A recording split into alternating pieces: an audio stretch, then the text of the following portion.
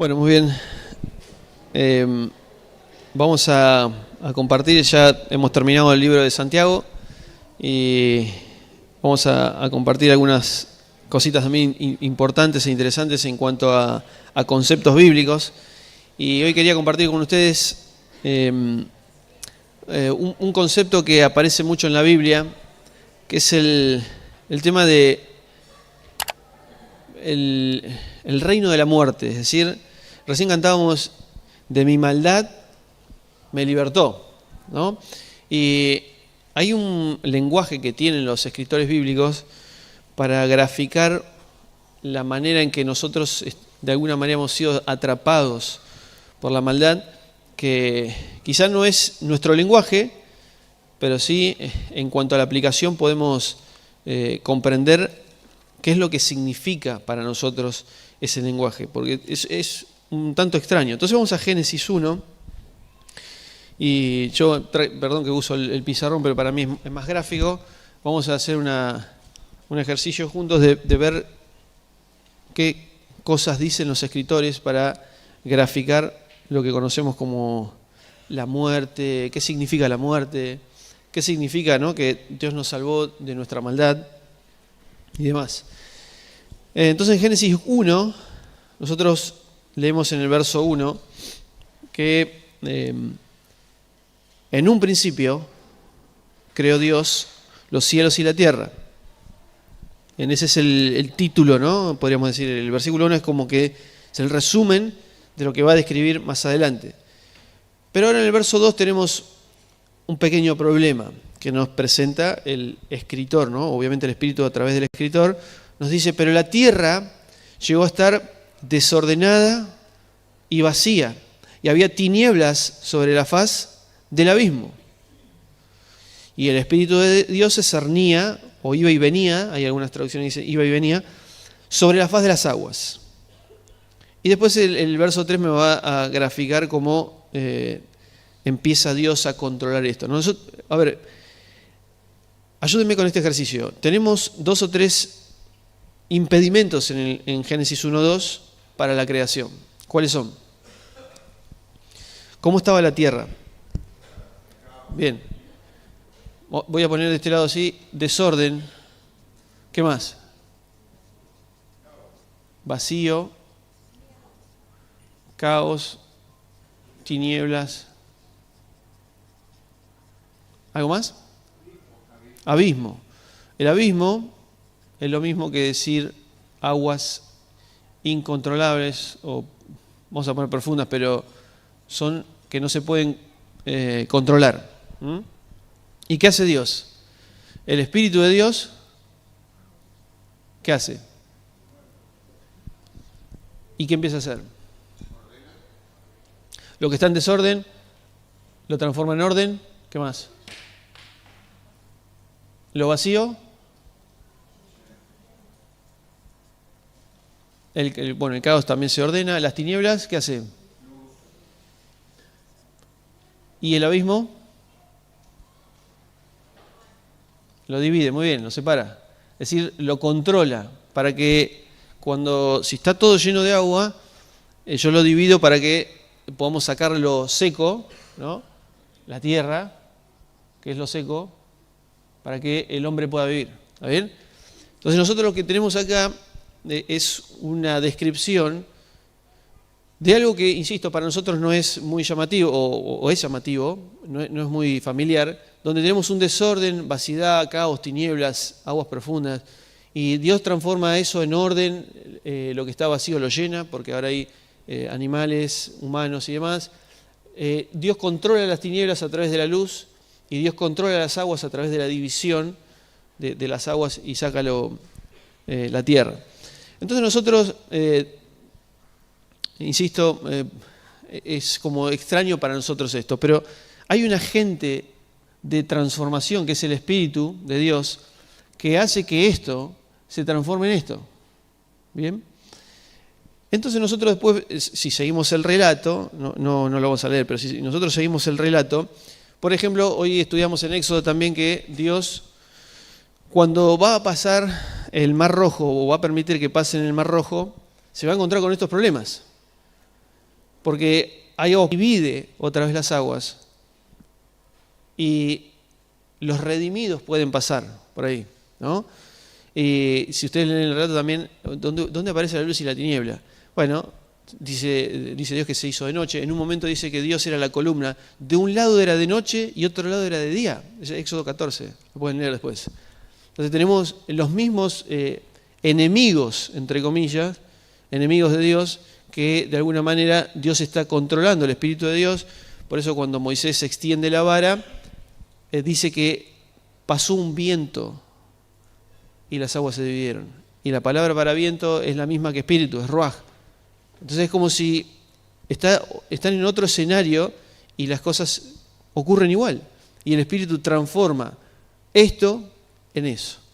Entonces nosotros esta mañana decíamos que Dios es especialista en transformar la muerte en vida. Y de hecho, podríamos decir que Génesis 1:2 en adelante es más un relato de redención, transformar esto en esto, que de creación.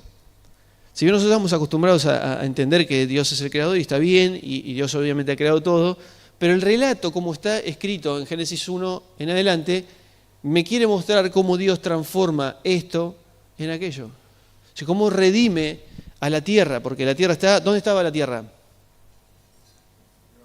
Debajo del agua. Está hundida en lo más profundo. ¿Y Dios qué hace? Divide y dice que lo seco se muestre, ¿no? Y saca, es una especie de resurrección. Yo sé que para nosotros no estamos tan familiarizados con estas imágenes, pero los escritores bíblicos sí. Y la idea es que nosotros podamos ver lo mismo, porque ahora vamos a ver que en muchas partes de la Biblia aparecen lo mismo. Ahora, vamos a ponerlo así, el reino vamos a poner muerte. El reino de la muerte, vamos a poner el reino de la vida. ¿Bien? Entonces, el reino de la muerte tiene un agente o un prototipo de alguien que de alguna manera nos impulsa. Porque cuando Dios lo coloca a Adán, ¿qué le dice a Adán que tiene que ser? ¿Cuál es la función que tiene Adán? Gobernar, administrar, ¿no? Gobernar, o sea, reinar. O sea que Adán es un rey y es un sacerdote porque él es la imagen de Dios. O sea, él tiene que gobernar en representación de Dios. ¿Y qué es lo que tiene que gobernar Adán? ¿Qué tiene que permitir? Porque Dios lo hace gobernar sobre este lugar, ¿no? Sobre todo lo que él le ordenó. ¿Y qué tiene que permitir Adán? ¿O qué no tiene que permitir? ¿Cómo? Ahí está, que esto tome otra vez control de esto. ¿Me siguen? Es decir, Adán tiene la facultad delegada por Dios, la autoridad delegada por Dios para mantener este orden. Es decir, él tiene que lograr que este caos no vuelva otra vez a ocupar este lugar. Y uno dice, pero ¿por qué estás diciendo esto? ¿De dónde lo sacás? Nosotros, por ejemplo, vemos que cuando Adán no acepta la voluntad de Dios o la sabiduría de Dios y toma su propia sabiduría para gobernar, ¿qué es lo que logra? Dice, cuando coman de este árbol, ciertamente morirán. Y nosotros empezamos a ver que la muerte empieza a tomar protagonismo, porque ¿qué es lo que se multiplica? La maldad. En Génesis 6, después de algunos relatos, lo que nosotros encontramos es que la maldad está cubriendo toda la tierra y se había multiplicado toda la maldad. Y la maldad era el pensamiento de continuo en los seres humanos. Entonces lo que Adán tenía que de alguna manera frenar, permitió que esto avance. ¿Y cómo termina el relato del diluvio? Dice, y las aguas otra vez crecieron, aumentaron, y otra vez todo está completamente lleno de agua. Volvemos otra vez a foja cero. ¿Y qué hace Dios? Génesis 8:1 envía el viento de Dios y otra vez hace que las aguas empiecen a bajar y se muestra otra vez lo seco. Y empieza otra vez la historia. Y elige a un nuevo Adán, llamado Noé, y le dice, fructificaos y multiplicaos, llenad la tierra. Le dice la misma orden. Es decir, arranca de nuevo. Pero fíjense que siempre los enemigos o los obstáculos son estos. Bien, y el relato sigue y lo vas a encontrar en un montón de historias. Pero yo ahora quiero ir, porque quiero tratar de ponerle nombre a esto, o sea, algo que de alguna manera nos haga llevarlo a la práctica a nosotros. ¿Qué simbolizan todas estas cosas? ¿Qué simbolizan en la Biblia? Y yo voy a poner algunas, y ustedes me pueden ayudar. Por ejemplo, bueno, habíamos dicho maldad. ¿Qué más? Separación. Bien, iniquidad, ¿qué más? Egoísmo. Peleas. Sí, desobediencia. Miren, ¿recuerdan Gálatas 5, los frutos del Espíritu? Amor, gozo, paz, ¿no? Podríamos ponerlo acá. Amor, gozo, paz, paciencia, benignidad, todo tiene que ver con las relaciones. ¿Y cuáles son los frutos de la carne? Dice Gálatas 5 también. Celos, ¿ven? Celos, envidias, peleas, contienda, egoísmo, separación, maldad, muerte. Todo esto tiene que ver con, los escritores lo grafican de esta manera. Usan estos términos, yo puse algunos acá, pero hay muchos más, para graficar este mundo, el reino de la muerte. Es más, hasta podríamos poner acá así, vamos a poner así, enfermedad. La enfermedad es como algo que grafica este reino, ¿está bien? Podríamos poner todo lo contrario acá, ¿no? Sanidad. ¿Bien? Entonces, vamos a leer ahora sí una historia para poder aplicar esto. Vamos a 1 Samuel.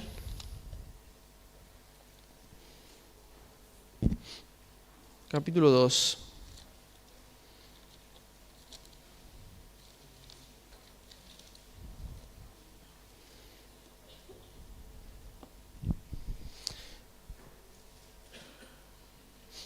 Pero antes de entrar en la historia, quiero leerles algunos pasajes. No lo busquen, pero quiero leerles. ¿Recuerdan cuando Caín está analizando que él no ha sido elegido y ha sido elegido Abel, y él siente un cierto celo, una envidia por su hermano? ¿Y qué está tramando hacer? Él quiere matarlo, o sea, el reino de la muerte, ¿no?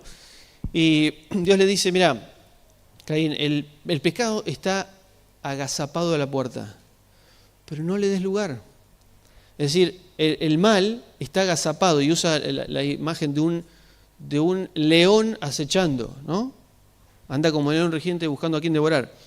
Y de alguna manera está diciendo a Caín, no permitas que la maldad te domine, ¿no? Vos tenés que gobernar, tenés que dominar. Dice, sino que vos tenés que dominar a la maldad. Y usa ese vocabulario.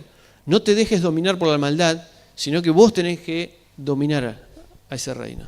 Pero claramente vemos en la historia que no ocurre eso, y Caín termina matando a Abel. Ahora, después hay un pasaje, por ejemplo, también lo hemos estudiado, pero no lo busquen. ¿Saben cómo describe la Biblia a Rubén, el primogénito de Jacob? ¿Recuerdan? Lo habíamos visto esto. Rubén, tú eres mi primogénito, mi fuerza y mi primicia de mi vigor, principal en dignidad, principal en poderío. Vos sos el primogénito, o sea, vos vas a tener la autoridad. Pero sos incontrolable como las aguas. Así lo describe Rubén, incontrolable como las aguas.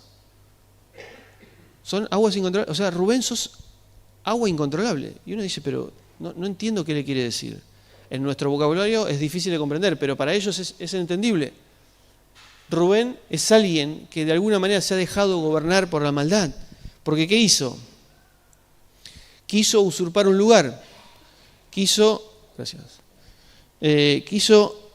acuerdan qué hizo? Se acostó con la concubina del padre para obtener el lugar. Eso es otra cosa que es difícil de comprender. Para obtener la autoridad y pelear por el poder, lo que hacían era acostarse con la esposa de la persona que tenía el poder. Esa era la manera de quitarle protagonismo y autoridad. Entonces, ¿qué hizo Rubén? Se quiso adelantar porque él iba a ser el primogénito. Entonces se acostó con la esposa de su padre para, otra vez, querer ocupar un lugar. Entonces se identifica con aguas profundas. Job 7 dice también, le dice Job a Dios, ¿Soy yo acaso el mar o el monstruo marino para que pongas guardia sobre mí? Otra vez, esto es inentendible para nosotros. ¿Cómo es que Job le dice a Dios, ¿yo soy el mar? Está claro que no. Pero yo pertenezco a este reino que vos tengas que estar poniendo tu vigilancia sobre mí. ¿Qué pasa que te la agarraste conmigo? Dice Job. ¿Por qué enfocás tu mirada hacia mí? ¿Soy el mar que me tenés que vigilar tanto?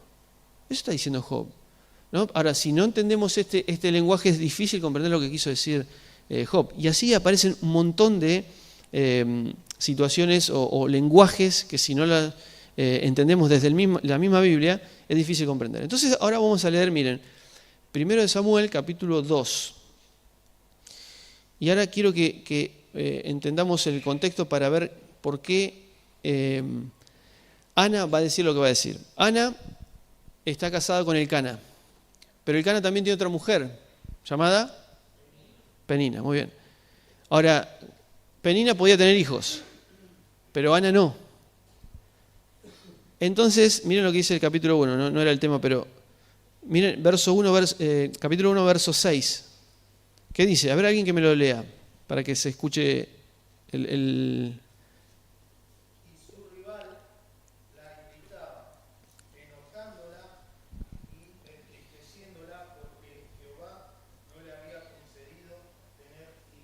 Bien, o sea, Penina, que podía tener hijos, ¿cómo la nombra la Biblia?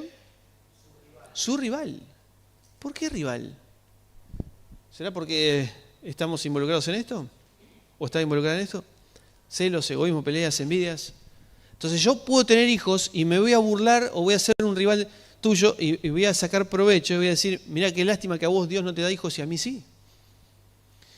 Entonces Ana se sentía muy triste por eso. Pero después Dios trabaja con la vida de Ana, Ana entiende la situación, tiene un hijo llamado Samuel y en vez de tener un hijo y quedárselo porque era lo que tanto anhelaba, lo va a entregar al templo para que Dios use la vida de Samuel. Y ella después de esto va a cantar una canción, pero miren lo que va a decir. Entonces, 1 Samuel, capítulo 2, dice, verso 1, y Ana oró diciendo, mi corazón se alegra en Dios, mi fuerza se exalta en Él, mi boca se sobrepone a mis enemigos. Bueno, lo primero lo entendí. Mi corazón se alegra en el Señor, mi fuerza se exalta en Dios. Mi boca se sobrepone a mis enemigos. ¿Quiénes son los enemigos de Ana?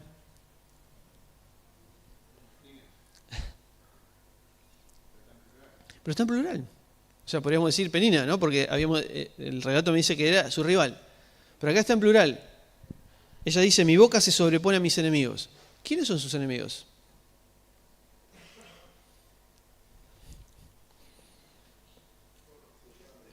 ¿Cómo? Bueno, todos los que se burlan de ella podría ser una opción. Penina podría ser una de las opciones. ¿Tienen que ser personas los enemigos? Lo que no le permitía tener hijos. Bueno, podría ser también. Exacto. Sería eso. O sea, ¿cuáles son mis enemigos? Todos estos. ¿En qué estaba metido Ana cuando peleaba con Penina? Increíble que estamos diciendo esto, ¿no? Pero Ana peleaba con Penina porque no podían tener hijos. Entonces, ¿cuáles eran los enemigos de Ana en ese momento? ¿Se entiende? La envidia, los celos. Porque ella estaba compitiendo. Para Ana, Penina era un rival. Ella estaba metida en esto, o sea, estaba hundida en esto. Pero claro, ahora ella entendió. Entonces, mi boca se sobrepone a mis enemigos. Por cuanto me regocijo en tu salvación. ¿De qué salvación está hablando Ana? Esto no es el Nuevo Testamento, no hay teología de la salvación. ¿De qué salvación estamos hablando? De ser sacados de este lugar. ¿Ven? Cuando Dios la saca de este lugar a Ana, ella ya suelta el egoísmo, suelta la pelea, suelta el celo, la envidia, la maldad. No está en este reino. ¿Me siguen? Entonces ahí es donde ella alaba a Dios porque ella se sobrepone a los enemigos y Dios la saca de este lugar. Bien, y sigue diciendo, verso 2, nadie hay sagrado como Dios porque no hay nadie como tú. No hay roca como el Dios nuestro. Entonces ella se habla a sí misma, me dice, no multipliquen palabras altaneras. Porque cuando ella estaba encerrada en este reino, esa era su condición, de altanera. No salga arrogancia de vuestra boca, porque Dios es Dios de sabiduría. Él sopesa las acciones. Miren estos contrapuestos. Los arcos de los fuertes son quebrados. O sea, si vos te sentías importante, terminás quebrado. Pero los que tambalean son fortalecidos. Lo contrario, ¿no? Pero los que se declaran débiles son fortalecidos. Los que estaban saciados se venden por pan. Pero los hambrientos dejan de tener hambre. ¿Ven? Bienaventurados los que tienen hambre, porque van a ser saciados. Mientras la estéril da a luz 7, la que tenía muchos hijos languidece. ¿Ven la contraposición de cada situación? Dios hace morir y también da la vida. Él hace bajar al Seol y también hace subir. Él hace empobrecer y hace enriquecer. Él abate y él exalta. Él hace levantar del polvo al pobre. Él exalta al menesteroso desde el muladar para hacerlo sentar con príncipes. O sea, nos saca de este lugar y nos coloca en este. Eso es lo que está diciendo Ana. Y miren cómo termina verso 10. Los adversarios del Señor se aterrorizarán y contra ellos tronará desde los cielos. Dios juzgará los confines de la tierra, dará fortaleza a su rey, a su ungido, y exaltará la fuerza de su ungido. ¿No? Y terminó la canción y sigue el relato. Entonces, podríamos decir que Ana glorifica a Dios por salir de esta condición de muerte. Pero no es la única. Miren, vamos a Jonás.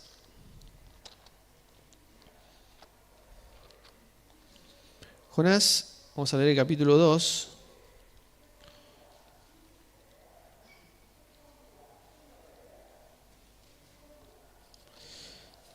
Y Jonás está en el vientre del pez, en lo más profundo. Y él va a orar a Dios, y miren lo que va a decir. Verso 2. En mi angustia invoqué a Dios. ¿Cómo estaba? Y él me respondió, del vientre del Seol pedí socorro. ¿Dónde estaba Jonás? Estaba dentro del pez, ¿verdad? ¿Pero por qué él dice que está en el vientre del Seol? ¿Cómo? Como muerto. ¿Estaba muerto, Jonás? Bueno, ahí dice casi muerto. ¿Está muerto o no está muerto? ¿Qué está diciendo Jonás? ¿Dónde está Jonás? Acá está. Está encerrado. ¿Por qué? ¿Por qué está acá? ¿Por qué decimos que está acá? O sea, yo sé que por ahí estoy tratando de argumentar por qué, pero ¿por qué podría estar acá?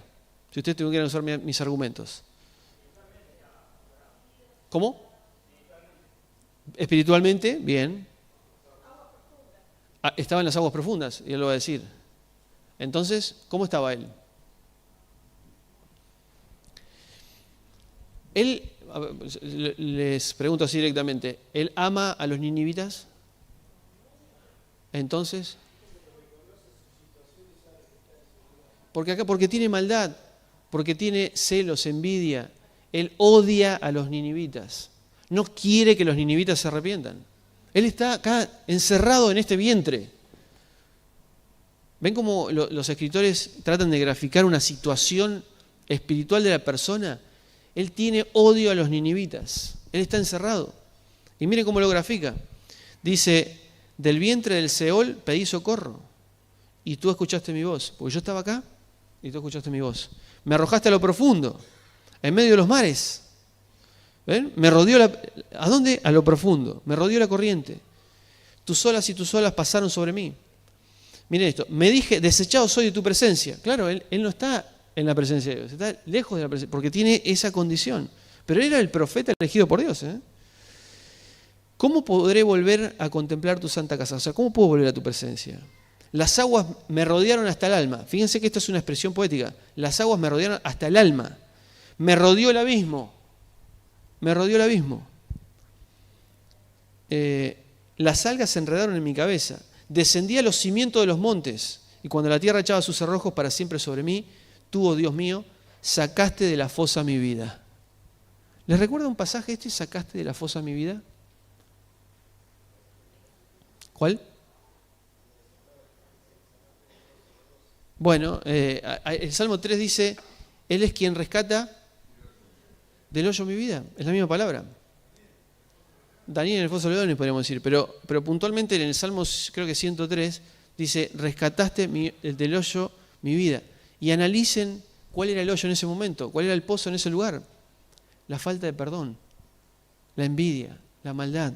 Eso es lo que está diciendo el salmista. Tú eres el que rescata del pozo mi vida. ¿De qué pozo? Yo estoy en este pozo, ¿no? Eso es lo que dice el salmista. Y Jonás está en la misma situación. Yo estoy acá, y mire cómo termina. Verso 9. Pero yo te ofreceré sacrificio de alabanza, cumpliré lo que prometí. Las salvaciones del Señor. ¿Qué salvación?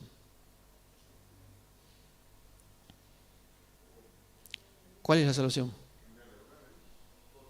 Si lo sacan de acá, esa es la salvación. Ven que Ana dice, vos me glorifico tu salvación porque me sacaste de este lugar. ¿Cómo estaba Ana? Estaba con raíz de amargura, con competencia, con envidia. ¿Cómo está Jonás? Igual, odia a los ninivitas, está encerrado en este círculo vicioso. Y Dios dice, ahora te voy a sacar. Entonces él lo ve como las salvaciones del Señor. Entonces Dios dio la orden al pez y este vomitó a Jonás en tierra. Y si nosotros leemos Isaías 51, vamos a ver, por ejemplo, también, por cuestión de tiempo no lo vamos a leer, pero ¿saben qué dice el profeta de Jerusalén sobre Babilonia? Dice, Nabucodonosor me ha devorado, me ha tragado. Nabucodonosor me ha tragado. Yo estoy en este lugar. Y dice, y él va a devolver, después va a vomitarnos. Entonces hay una condición, porque el pueblo de Jerusalén cuando estuvo en Babilonia, fue por una condición, por esto. Dios tuvo que exiliarlos porque estaban en esta condición. Y el gráfico es, yo estoy en lo más profundo. Bien, ahora, entonces nosotros tenemos que, este reino de la muerte es graficado de esta manera, ¿no? Usan palabras poco usables para nosotros, pero porque lo que quieren graficar es esto, ¿está bien? Y esto sí es aplicable a nuestra vida. Es más, yo podría darles otro ejemplo. Miren, ¿por qué una mujer con su periodo menstrual no podía entrar a la presencia de Dios? O mejor dicho, era declarada inmunda.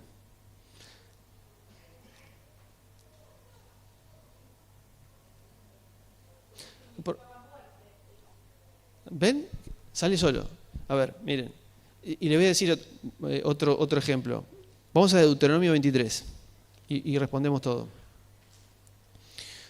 Dice Deuteronomio 23, verso 1.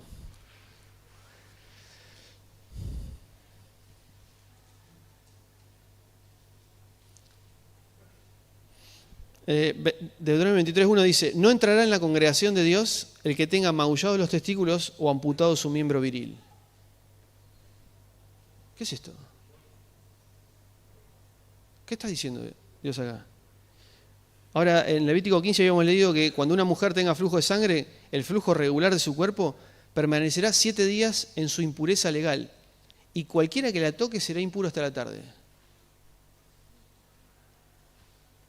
Le agregamos algo más. Números 19:11. El que toque el cadáver de una persona será impuro 7 días. ¿Por qué a Dios se le ocurrió tirar esto? ¿Por qué Dios dijo, el que tenga amputado su miembro viril es impuro? No puede entrar a la presencia de Dios. Y si una mujer está en su periodo menstrual, tampoco puede entrar. Tiene 7 días de impureza. Y cualquiera que la toque también se vuelve impuro y tampoco puede entrar. ¿Por qué?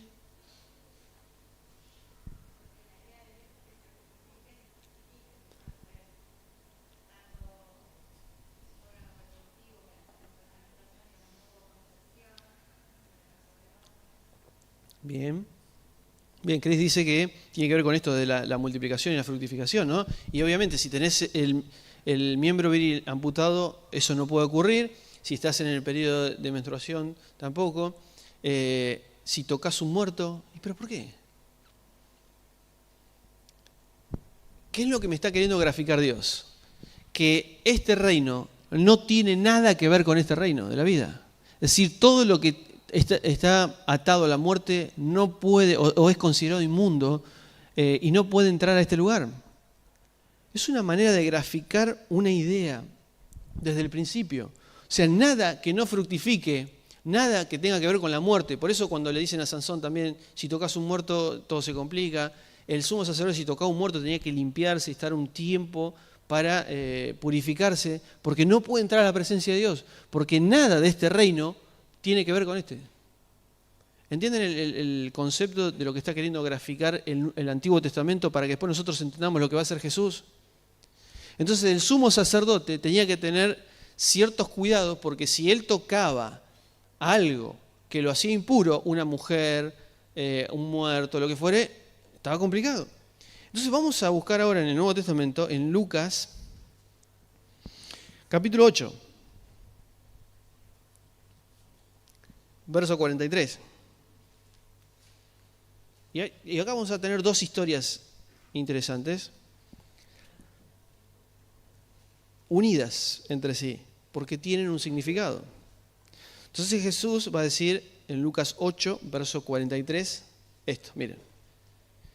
Y una mujer que estaba con flujo de sangre desde hacía 12 años, o sea, no era solamente por el periodo, por ser mujer, sino que ya tenía un problema mucho más grave, la cual no había podido ser sanada por nadie, acercándose por detrás, se agarró del borde de su manto, y al instante el flujo de su sangre se detuvo. Y dijo Jesús, ¿quién se agarró de mí? Y negándolo todos, dijo Pedro, maestro, las multitudes te apretujan, y te oprimen. Pero Jesús dijo, alguien se agarró de mí porque percibí que ha salido poder. Entonces, viendo que no había pasado inadvertida, la mujer fue temblando y después de postrarse ante él, confesó delante de todo el pueblo por qué se había sido de él y cómo había sido sanada al instante. ¿Por qué ella fue temblando? Sí, se había sido sanada. No podía tocar. ¿Por qué no podía tocar? ¿Y quién era Jesús? ¿Quién era Jesús? Bien, pero el sumo sacerdote. Jesús es el sumo sacerdote. Si alguien toca al sumo sacerdote, ¿quién se vuelve impuro? Esta mujer toca a Jesús, ¿quién se vuelve puro? La mujer, al revés. ¿Sí? ¿Ven? Este reino, cuando toca a Jesús, no le transfiere la muerte, no lo vuelve inmundo, sino que por lo contrario, Jesús está mostrando que Él tiene autoridad sobre el reino de la muerte y es Él el que vuelve pura a la mujer. ¿Me siguen? Entonces es Jesús el que está transformando esta ley. Ninguna mujer que tenga flujo de sangre puede entrar a la presencia de Dios, no puede, tiene que permanecer impura legalmente.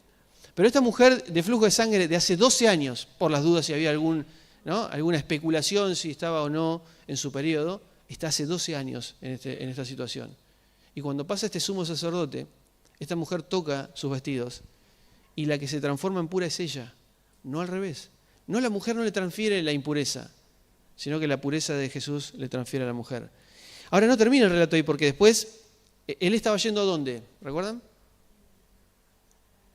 ¿A la casa de quién? De Jairo. ¿Para qué? Bien, para resucitar a una mujer. Entonces dice, verso 49 de Lucas 8, estando él aún hablando, aparece uno de la casa principal de la sinagoga diciendo, tu hija ha muerto, no molestes más al maestro. Pero Jesús al oírlo le respondió, no temas, otra vez el temor, ¿no? No temas, solamente sigue creyendo y serás salva. Perdón, ¿serás salva o serás sana? Se confundió el escritor. Acá yo tengo salva. ¿De qué es lo que tiene que ser salva ella? Entonces sigue el relato, dice 51, entrando en la casa y nadie le permitió estar consigo, sino a Pedro, a Juan y a Jacobo, y al padre y a la madre de la joven. Y todos lloraban y lamentaban por ella, pero él dijo, no lloréis, porque no ha muerto, sino duerme. Y se reían de él, sabiendo que había muerto. Pero él tomando su mano, Jesús tocó el cuerpo muerto. Jesús se volvió inmundo. Clamó diciendo, niña, levántate. Y su espíritu volvió y al instante se levantó. Entonces tenemos dos sucesos similares de personas que no podían o que de alguna manera transferían su inmundicia a otros. Un muerto y una mujer con flujo de sangre, pero que ahora ellos no transfieren. ¿Por qué? Porque aparece el dueño de la vida, o sea, aparece el que tiene el control y el dominio sobre la vida. Y no hay nada de este reino que pueda transferirse a ese. Por eso el sacerdote que tiene el miembro viril amputado no da vida, no puede entrar así. La mujer que está en su periodo no da vida, no puede entrar así. El que tocó un muerto no, porque no da vida. Después había otra, por ejemplo, el leproso, porque es carne muerta. Y la muerte no tiene nada que ver con la vida. Y después nosotros leemos, por ejemplo, que en Marcos 4, miren, vamos a Marcos 4, y ya vamos a terminar. Marcos 4, verso 35, Jesús va a hacer algo también totalmente extraño. Un suceso que, insisto, llama mucho la atención, pero vamos a ver el trasfondo, la profundidad de lo que quiere decir. En ese mismo día, llegado el atardecer, les dice, pasemos al otro lado. Jesús le dice a los discípulos, ¿no? Y despedida la multitud, lo llevan en la barca tal como estaba, y había en él otras barquichuelas, otros barquitos. Pero una gran tempestad de viento se levanta. Las olas se lanzaban adentro de la barca. Las olas se lanzaban adentro de la barca, y hasta el punto que ya la barca se anegaba. Y él estaba en popa, durmiendo sobre la cabeza. A ver, el relato me dice que las olas se adentraban dentro de la barca. ¿Y alguien puede dormir en esa condición? Solo uno puede dormir, el que tiene control sobre todas las cosas, ¿no? Y lo despiertan y le dicen, maestro, ¿no te importa que perezcamos, que muramos? Y despertándose reprendió al viento y dijo al mar, calla, enmudece. ¿Será que el mar estaba hablando? ¿Por qué le dice que se calle? ¿Por qué le dice que enmudezca? ¿El mar estaba hablando? Y el viento cesó y se produjo una calma absoluta. Y él les dijo, ¿por qué estáis amedrentados? ¿Por qué temen? ¿Aún no tienen fe? Y temieron con gran temor y se decían unos a otros, ¿quién es este que no solo el viento, sino también el mar le obedece? ¿Por qué dice que el mar le obedece? ¿Ven lo que está mostrando Jesús? ¿Quién es el que tiene el poder sobre el reino de la muerte? Es Él. ¿Es Él el que puede caminar sobre el mar? No es solamente que Él quiso hacer un pequeño truco de magia, caminar sobre el mar, sino que está determinando quién es el que tiene la autoridad sobre el mar. No es que simplemente le está diciendo al mar, calla, enmudece, como si hablara con alguien. Pero para ellos el mar tiene entidad y pertenece a este reino que no se puede controlar. Pero Jesús, por eso tienen un gran temor y dicen, ¿quién es este que aún el mar le obedece? Entonces, todo lo que están queriendo graficar los escritores es que todo este reino de la muerte, de la no vida, lo que no genera vida, es un reino para graficar todo esto que podríamos poner una lista mucho más grande, ¿no? Gente que se abusa de otros, falta de perdón, raíz de amargura, celos, envidias, todo lo que uno puede, como decía, falta de perdón. Entonces, por ejemplo, nosotros, y ahora sí, vamos a Santiago para dar ejemplos de lo que ya estuvimos viendo, y en Santiago capítulo 1,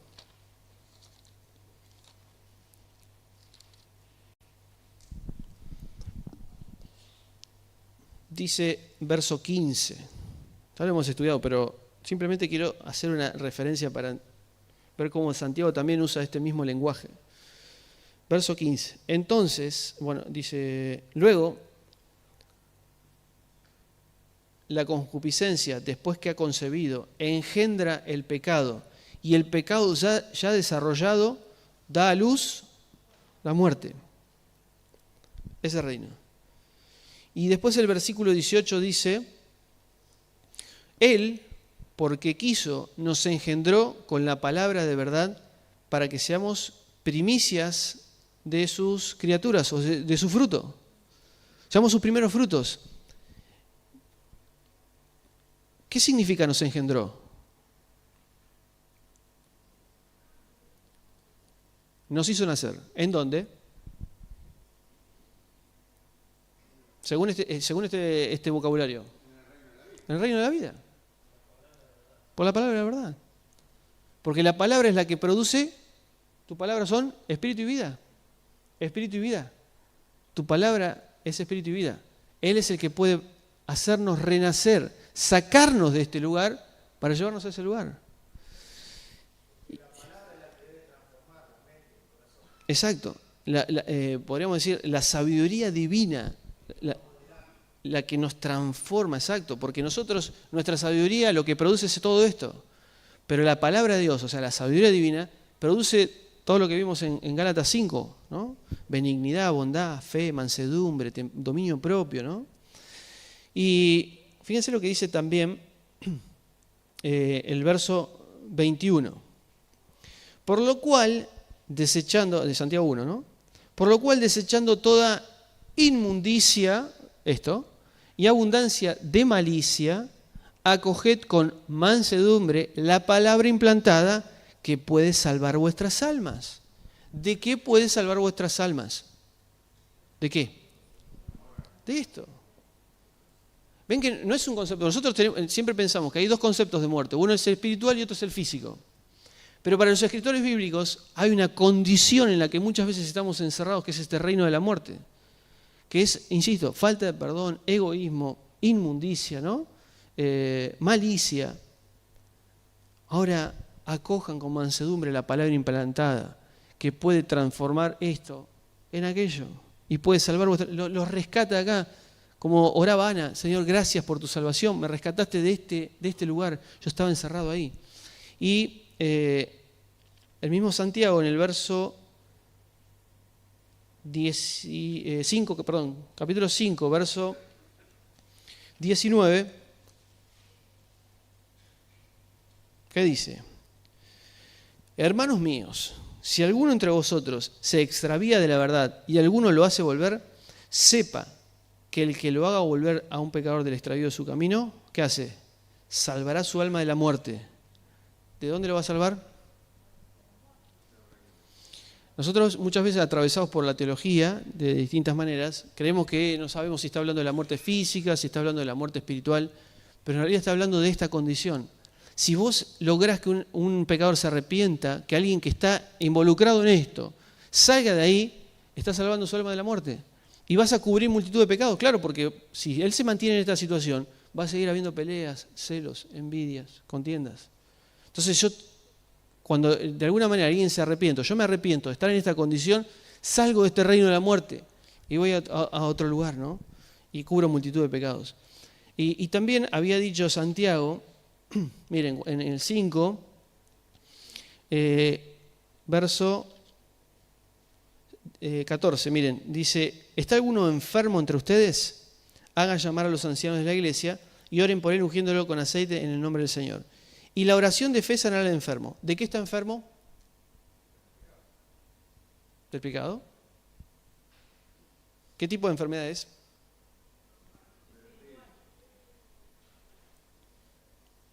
La oración de fe sanará al enfermo y el Señor lo levantará.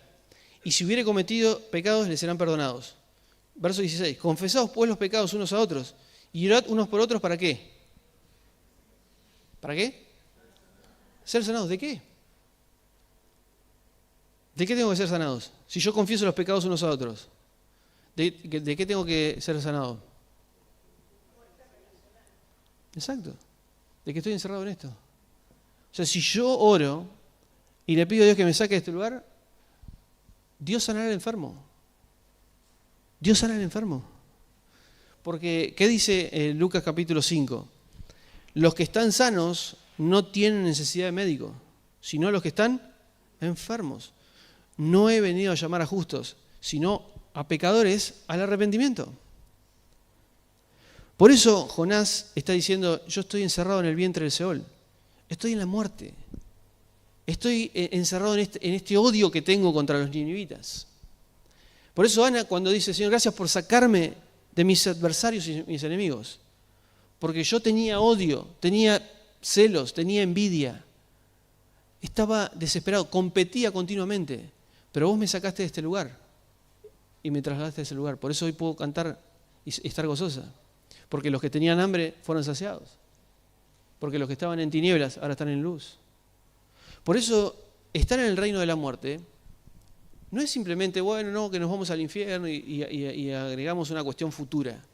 Cuando yo estoy en esta situación, cuando me cuesta perdonar, cuando tengo raíz de amargura, cuando compito, cuando estoy todo el tiempo queriendo tener la razón, cuando discuto con mi mujer, cuando trato de tener siempre la razón, cuando estoy todo el tiempo teniendo celos, peleas, maldad, cuando hay separación, estamos encerrados en ese, estamos tragados por el vientre de la maldad. Estamos encerrados en este lugar y diciéndole, las aguas pasaron por encima nuestro. Estoy en este reino de la muerte, estoy como Ana, compitiendo porque no puedo tener hijos, me da bronca que ella los tenga y yo no lo puedo tener. Y empiezo a competir y estoy encerrado en este lugar. Le estamos delegando la autoridad a este lugar. Lo que Adán tenía que hacer, que no permitir que esto avance, él permitió. La iglesia tiene la misma función que Adán. No permitir que este reino ocupe este lugar, porque esto no tiene nada que ver con esto. Y nosotros somos agentes representativos de Dios que estamos para mostrar amor, gozo, paz, paciencia, benignidad, bondad, fe, mansedumbre, templanza, dominio propio. Estamos para representar a Dios. Pero la gran pregunta es, ¿estamos representando a Dios o todavía estamos encerrados en el vientre del gran pez, mostrando nuestra falta de perdón, nuestra competencia, nuestro dolor, nuestra bronca por todo lo que nos han hecho? Inclusive, con razón, porque los ninivitas se merecían el castigo de Dios. No es que son grandes inocentes y son buenas personas. No, ellos asesinaban horriblemente a los judíos. No estaban haciendo algo bueno, claramente. No estoy diciendo que hay que tener buenos sentimientos, pero sí Jonás, que era el representante de Dios, tenía que mostrar amor, no odio, pero él estaba encerrado en el vientre del pez. ¿Y cuántos de nosotros estamos en la misma situación? Y no podemos salir ahí. Y no pasa una semana que nos compitamos con nuestra esposa. No pasa una semana que yo no me moleste mis hijos. No pasa muy poco tiempo donde yo todavía esté encerrado en la falta de perdón, de que el otro tiene que venir a pedirme perdón. Hasta que el otro no venga a mí, yo no puedo ir a pedir perdón. Están confundidos. O sea, la otra persona me ha dañado. Pero la Biblia dice que si alguno tiene una ofensa contra ti, ve tú. No dice que venga él, ve tú. Porque en este reino de la vida, cuando te piden que lleves la mochila 1 kilómetro, la llevas 2. Cuando te pegan en la mejilla, mostrás la otra. En este reino se ora por los enemigos. En este reino no se compite, porque el que quiera ser el primero va a ser el último. Y yo estoy entre ustedes como aquel que sirve. Por eso Jesús viene a transformar. Por eso la sanación de Jesús es mucho más que solucionar un problema momentáneo de una persona. La sanación de las personas es la demostración de que el reino de la luz está atravesando nuestro reino. Y por eso puede sanar. No es simplemente, la verdad que necesito salir y se dice, la verdad que me la lástima, sí, salí de ahí. No, quiero demostrarles quién tiene el poder sobre este reino. Por eso camino sobre el mar, por eso sano, por eso yo no respondo de la misma manera que responden ustedes. Cuando me vienen a buscar me entrego. Yo doy mi vida, pero la diferencia es que Él tiene poder para dar su vida, pero para volver a tomar. Y nosotros somos parte de ese reino. Si hemos decidido pertenecer a este reino, tenemos que representar el carácter de Dios, no el nuestro. Oramos. Señor, te bendecimos una vez más porque creo que la mayoría de las veces cuando pienso en mi vida me identifico con este reino de la muerte. ¿Cuántas veces he estado en el vientre del pez o como Ana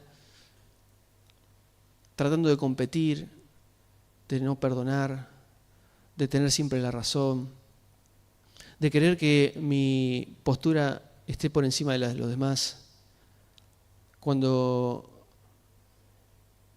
me han hecho daño, he guardado todo eso para devolverle en algún momento.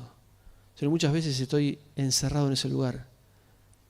Las aguas me pasan por encima, las olas me traspasan el alma, porque ¿cuántas veces he estado en esa situación? Pero Señor, quiero salir, quiero no identificarme con este reino, porque yo no he decidido ser parte de este reino. No quiero ser parte de estos que, como Jesús le decía a los fariseos, ustedes son hijos de vuestro padre el diablo, porque el diablo es homicida desde el principio. El diablo se ha manejado con la muerte siempre. Es como un león rugiente buscando a quien devorar. Es abusivo. Yo no quiero identificarme con él. He decidido hacer un pacto con vos. Esta sangre del nuevo pacto me ha permitido a mí ahora formar parte de este nuevo reino que perdona, que suelta, que no tiene raíz de amargura, que intenta solucionar los problemas. Que a veces, obviamente, discutimos, tenemos problemas, pero Señor, en este nuevo reino tomamos la iniciativa para solucionar los problemas.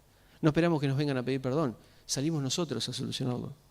Señor, te necesitamos, porque entendemos que el avance del reino depende de cómo nosotros actuemos en cuanto a ser representantes de tu persona.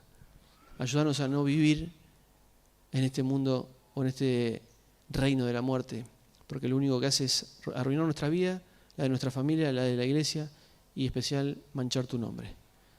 Gracias, Señor, porque tu misericordia se renueva cada día y como cantábamos hoy, vos nos liberás de nuestra maldad, porque ese es el objetivo de la salvación, liberarnos de nuestra maldad. Te glorificamos, te reconocemos y te exaltamos en el nombre de Jesús. Amén. Dios les bendiga, hermanos.